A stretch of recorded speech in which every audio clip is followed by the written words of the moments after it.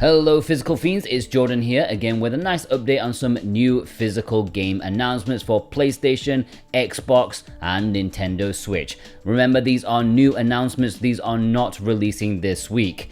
Let's start with one I'm mildly involved with. Scarlet Tower is available for pre-order right now at Premium Edition Games. You can check it out with the links below. Scarlet Tower is a fantastic, whatever the hell the genre is called, you know the one, that one that doesn't have a proper name yet. And it's one of the best out there for it, providing lots of content, a nice progression system and flow. Premium Edition Games have a lovely standard edition that's available for pre-order right now. It comes with a nice slip cover, challenge card, and of course our special pre-order dog tag. And you can get these as well if you buy the Retro Edition, which comes with a fantastic Super Nintendo style box and a soundtrack CD. Grab it with the links below. And that is for every game mentioned in this video. I would massively appreciate the support if you can purchase via my links.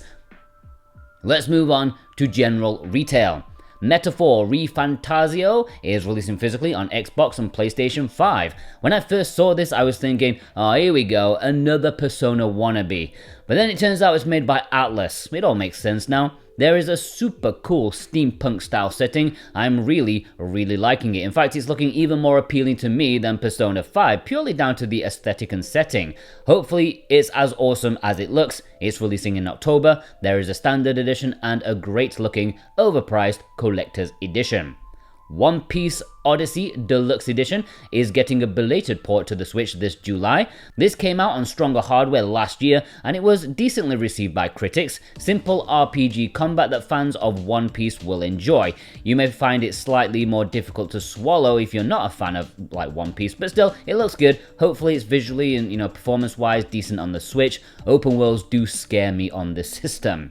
Tales from Toyotoki, Arrival of the Witch, is getting a physical release on the Switch and PS5 from Axis Games sometime this year. It's not an otome, so that's always a plus. Not that there's anything wrong with otome, it's just nice to have a bit of balance, And this is supposed to be a character-based VN, very personal. When it comes to the Japanese version, some have said it's either absolutely amazing, while some have said it's a little bit boring. I suppose it depends what you're looking for.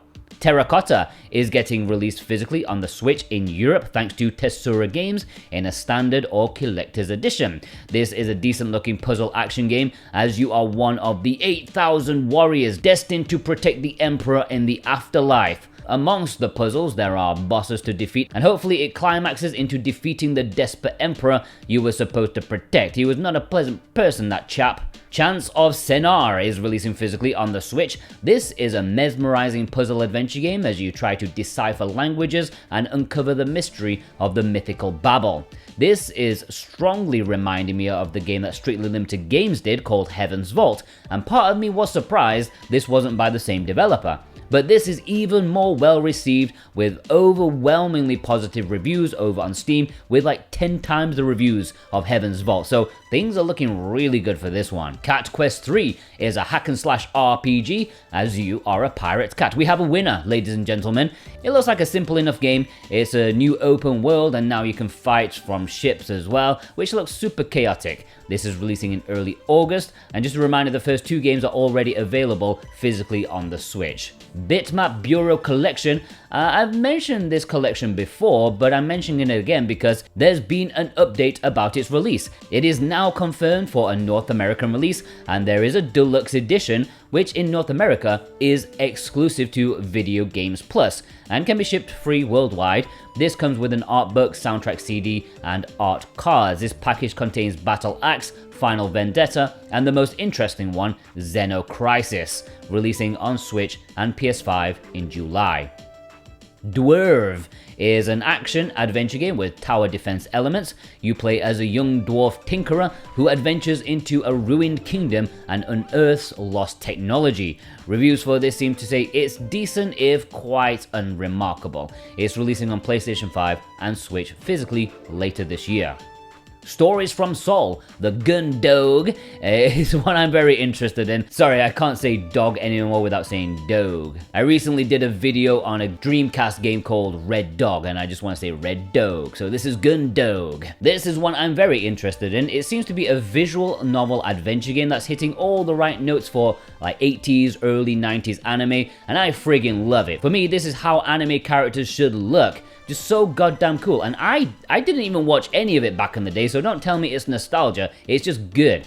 Anyways, interestingly, in North America, it appears to be only getting a PlayStation 5 physical, whereas Europe is getting PS5 and Switch. I don't know why there is no North American Switch version.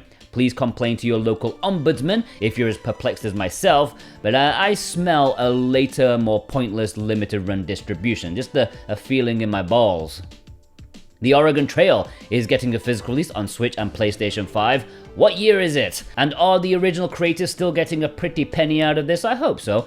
Obviously, there's been like a million games called Oregon Trail that are slightly different, or sequels, or ports, or whatever. I think this is the newest and shiniest one until the next Oregon Trail, whenever that may be. It's releasing in July, and try not to get dysentery before then. Alright, here are some recent import announcements. The links below for these are for Play Asia. You get free shipping with them over $100, and you can get 5% of any physical item there if you click a link of ours and use the code Jordan24. GINKA is getting a physical release on the Switch in September with English. This is a visual novel from Frontwing of Grisaya fame. Those who have played the PC version in English regard this as a pretty good VN. Not Frontwing's strongest effort, but you know, this deals with magic and stuff over about 10 hours or more. It's coming in a standard edition as well as a collector's edition. Lost Epic is getting a physical release in Japan with English. This is a 2D side-scrolling action game that looks bloody lovely. I can see some Vanillaware influence in here. This game had been in early access for a few years, but I believe it's now a full release on PC, where it seems to be getting like mixed reviews, mostly from non-English users, so I don't know what's going on there, but all the English reviews seem rather positive, and it looks great, releasing on PS5 and Switch physically in August. Mushoku Tensei Jobless Reincarnation Quest of Memories is releasing physically in Japan on PS5, PS4, and Switch, and from my research, it should have English. Play Asia don't mention the language options as of yet, but the Japanese eShop version has English, so that's usually like 99% sign that the physical will have English too. I'm not sure about the PlayStation versions.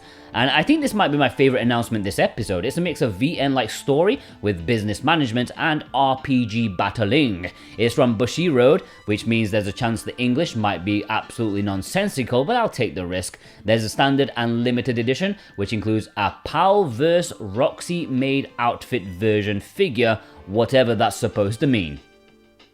Planetarian is getting a double pack release in June this year with English. Oh hell yeah, this contains the original Planetarian and its prequel in a package called Dream of Little Star and Snow Globe. I don't know much about Snow Globe, but I know the original Planetarian is one of the best short VNs that you can get. One of the VNs you can use as a gateway into the genre because it's only like 4 hours long or something, and it's quality.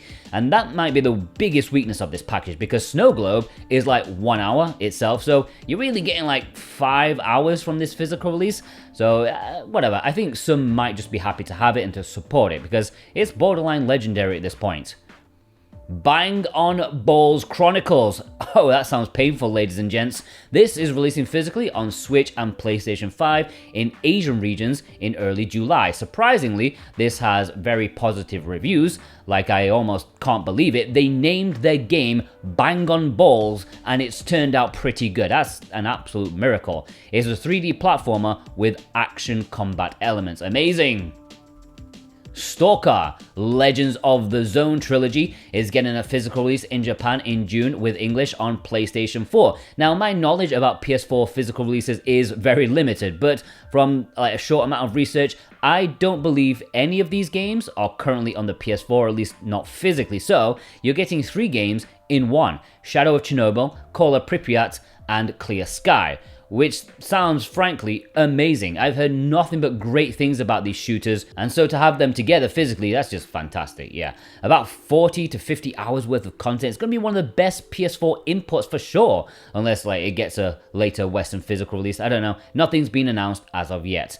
And there we have it, ladies and gentlemen, a few new announcements from these past couple of weeks. Please let me know which new announcement is taking your fancy, and if you'd like to pre-order them, then please consider using the links below in the description and the pinned comment. That really does help me out a lot. I massively appreciate your support, and I hope you all have a magnificent weekend. Enjoy your Friday and your Saturday and Sunday. I'm working Sunday, God help me.